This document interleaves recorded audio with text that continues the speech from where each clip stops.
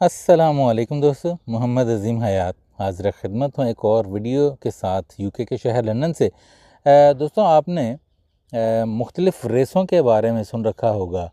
गाड़ियों की race, motor bikes की रेस, घोड़ों की रेस, और यहाँ तक कि हम सभी ने कभी ना कभी उम्र के किसी हिस्से में कछुए और ख़रगोश की रेस के मुतल्लिक भी जो है वो पढ़ा हुआ है, जिसमें कछुआ जो है वो सुस्त तरीन जानवर होने के बावजूद सिर्फ अपनी क़ुव्वत इरादी और अपने मुसम्मम इरादे की वजह से वो खरगोश थे वो रेस जो है वो जीत जाता है। लेकिन दोस्तों, आपको आज मैं जिस रेस के मुतल्लिक बताने जा रहा हूँ वो ना तो किताबी है, ना ही वो अफसानवी है, बल्कि आप सुनकर बड़े हैरान होंगे कि ये रेस उस जानवर या उस कीड़े के मुतल्लिक है जो कि कछुए से भी कई सौ गुना ज़्यादा सुस्त रफ्तार है। जी हाँ दोस्तों, मैं बात कर रहा हूँ स्नेल्स की, जिन्हें उर्दू में घोंगा भी कहा जाता है। दोस्तों, घोंगा जो है इसके मुतल्लिक जो है वो रिसर्च है कि 1 मील का जो रास्ता है, जो मसाफ़त है, अगर इसको तय करनी पड़े तो 5 दिन और 12 घंटे लगभग इसको लग जाएंगे। लेकिन उससे भी ज़्यादा हैरत वाली बात यह है कि घोंगों की रेस जो है वो बाकायदा तौर पर यूके में वो जो है वो मुनक़िद की जाती है हर साल ही। और इस साल भी यूके के एक मशहूर इलाके नॉर्फ़ॉक में बैनुल-अक़वामी रेस हुई, जिसमें जेफ़ नामी घोंगे ने ये जीत जो है अपने नाम कर ली। दोस्तों, आप बड़े हैरान हो रहे होंगे कि ये किस किस्म की रेस है। तो दोस्तों, ये रेस जो है सतही तौर पर भी छोटे छोटे इलाकों में और छोटे शहरों में भी यहाँ पर मुनक़िद की जाती है, और बैनुल-अक़वामी तौर पर हर साल जो है वो नॉर्फ़ॉक के इलाके में जो है वो होती है। और इस रेस को कैसे खेला जाता है, इसमें होता दोस्तों ये है कि 13 इंच डायमीटर का एक रिंग सा होता है, जिसमें मुख्तलिफ़ लोग जो हैं अपने घोंगे जो हैं वहाँ पर वो छोड़ते हैं, और उनको गाइडेंस देने के लिए वो रास्ते में थोड़ा सा लिक्विड वगैरह या कोई मॉइस्चर वगैरह फेंक सकते हैं, जिससे घोंगे को जो है वो डायरेक्शन मिले, या हल्का सा वो ब्लो कर सकते हैं, फूंक मार सकते हैं, ताकि घोंगा जो है अपनी डायरेक्शन चेंज करे। और सर्कल के एंड वाले हिस्से पर जो घोंगा, जो स्नेल सबसे पहले पहुंच जाता है, वो ये रेस जीत जाता है। दोस्तों, उससे भी मज़ेदार चीज़ ये है कि इस सर्कल के दरमियान में जब इन घोंगों को रखा जाता है तो पूरे सर्कल में जो 13 इंच पर मुश्तमिल होता है, 13 इंच का होता है डायमीटर उसका, उसमें मुख्तलिफ़ किस्म की खाने की चीज़ें जैसे लेटस, घास वगैरह, और छोटी छोटी मिट्टी की पहाड़ियाँ बनाकर हर्डल्स बनाए जाते हैं, ताकि घोंगा जो है उसको दुश्वारी पेश आए अपनी मंजिल पे पहुंचने में, और जो फिर बग़ैर किसी खाने के लालच के और इन सारी हर्डल्स को अबूर कर ले, पार कर ले, वो घोंगा जो है इनाम का हकदार ठहरता है। और इस रेस का दोस्तों हमारे स्कूल्स में, और जैसे बच्चों की रेस जो आपस में हुआ करती थी, अब भी होती है, तो उसे रेडी स्टडी गो के स्लोगन से जो है वो शुरू किया जाता है, इस फ़िक्रे से शुरू किया जाता है। लेकिन स्नेल्स की ये रेस जो है रेडी स्टडी स्लो की पुकार से शुरू की जाती है। और दोस्तों, मज़ेदार बात यह है कि ये घोंगे ऐसे ही नहीं कि कोई उठाकर घास में से तो रेस का हिस्सा बना दिए जाते हैं। इन घोंगों को बाकायदा तौर पर पेट की तरह, एक पालतू की तरह ये लोग पालते हैं, इनकी बहुत खिदमत करते हैं, इनको अच्छे से अच्छा खाना, लेटस वगैरह देते हैं, इनकी सेहत का पूरा पूरा ख्याल रखा जाता है।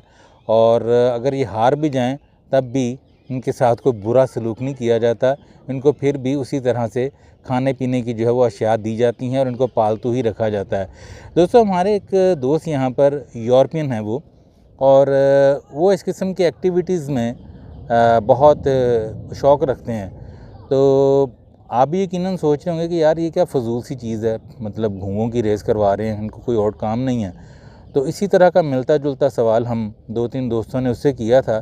तो दोस्तों, उसने एक मुख्तसर सी बात की जो कि बड़ी वज़न वाली भी थी और तसल्ली बख्श भी थी, और वो कहने लगा कि यार, मुआशरती और मुआशी हालात जो इस वक्त हैं पूरी दुनिया के, लोग जो हैं वो परेशान हैं और कोई ना कोई राह ढूंढते हैं अपनी तफरीह की।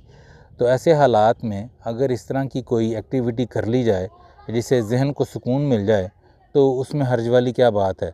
और सबसे बड़ी बात ये कि दोस्तों जब ये लोकल लेवल्स पर उसके मुताबिक जब ये रेसेस वगैरह मुनक़िद की जाती हैं या इस तरह की कोई और एक्टिविटी, तो ना सिर्फ ये कि ज़हन को सुकून मिलता है, बल्कि कम्युनिटी जो है वो एक दूसरे के करीब आती है। बच्चे जो हैं एक दूसरे के साथ मिलते हैं, पार्क्स में मेले का सा समा होता है और इस तरह जो है इनको एक दूसरे के साथ भी इंटरेक्शन करने का मौका मिलता है। दोस्तों ये उसकी बात सुनकर मैं यकीन करें कि अपने सवाल से मैंने उसको माज़रत की और वो सवाल मैंने वापस ले लिया। उसकी वजह पता क्या दोस्तों, मैंने ये सोचा कि हमारा वतन जो है पाकिस्तान, प्यारा वतन, वतन जो है वो लोगों से ही बनता है दोस्तों। पाकिस्तान को तो वैसे बदनाम किया हुआ है, हमारे से बनता है, आपसे बनता है वतन। तो वतन अज़ीज़ पाकिस्तान के खेल के मैदान जो हैं वो बंद कर दिए जाते हैं दहशतगर्दी के नाम पर, या उनको बंद कर दिया जाता है किसी और वजह से, मतलब हल नहीं ढूंढा जाता, हर चीज़ को बंद करने का सोचा जाता है। तो मैं सोच रहा था कि यहाँ पर इन ममालिक में घोंघों की रेस जैसे जो मामलात हैं वो लोग जो हैं उनको बढ़ा चढ़ा कर पेश करते हैं और फिर इंटरनेशनल मीडिया भी उसको कवरेज दे रहा होता है। तो पाकिस्तान में मतलब बड़े बड़े जो खेल हैं उनके क्रिकेट वगैरह और ये जो सारे हैं, उनको भी ये सारे मसाइल जो हैं वो देखने पड़ते हैं कि हस्पताल जो हैं वो भरते जाते हैं और हमारे खेल के मैदान जो हैं उनको बंद कर दिया जाता है, खेलों को फ़रोग़ नहीं दिया जाता। और दुख की बात ये है कि अगर कोई खेल के ऊपर कोई काम करना भी चाहे तो तनकीद का निशाना भी बनाया जाता है। जैसा कि आपको पता होगा हाल ही में ये जो ओलंपिक्स वाला मामला हुआ है उसमें हमारे जो एक खिलाड़ी थे स्विमिंग वाले, वो गालिबन 25वें नंबर पर आए हैं सबसे आखिर में, तो उनको काफ़ी तनकीद का निशाना जो है वो बनाया गया सोशल मीडिया पर। तो मेरी नज़र में ये गलत है दोस्तों कि पाकिस्तान में तो अव्वल नंबर ही होगा स्विमिंग में जो ओलंपिक्स तक चला गया, तो उसको पूरे मतलब जिसे कहते हैं फैसिलिटीज़ भी नहीं होंगी, फैसिलिटेट ही नहीं किया गया होगा। अगर किया गया होता, मुकम्मल तवज्जो दी गई होती, तो शायद इस एक की जगह 10 और भी गए होते साथ। तो दोस्तों इन चीज़ों को सराहिए और तनकीद का निशाना ना बनाइए। तो आपको आज की ये वीडियो बनाने का बना कर बताने का मकसद भी यही था कि इस तरह की चीज़ें जो हैं उनको फ़रोग़ दीजिए। मैं ये नहीं कहता कि घोंघे की रेस करवा दीजिए, लेकिन छोटी छोटी एक्टिविटीज़ जो है आपस में दोस्तों के दरमियान, अपनी फैमिलीज़ के दरमियान वो और इलाकाई सतह पर, शहर की सतह पर ज़रूर जहाँ आपका हाथ वस पड़े जिसे कहते हैं, वो ज़रूर करवाइए। इससे ना सिर्फ ये है कि महंगाई के इस दौर में और परेशानी के इस दौर में थोड़ी सी बंदे को रिलीफ़ मिल जाती है, बल्कि लोग एक दूसरे के करीब आते हैं और मज़ीद जो हैं वो दोस्तियाँ और मोहब्बतें परवान चढ़ती हैं। अपना बहुत सा ख्याल रखिएगा, दुआ में याद रखिएगा।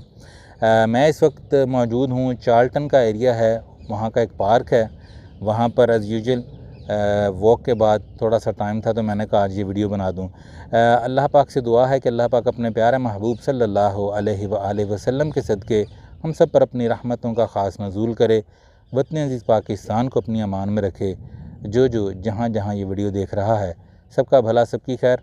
मिलते हैं अगली किसी वीडियो में किसी नए मंज़र के साथ। अस्सलामु अलैकुम।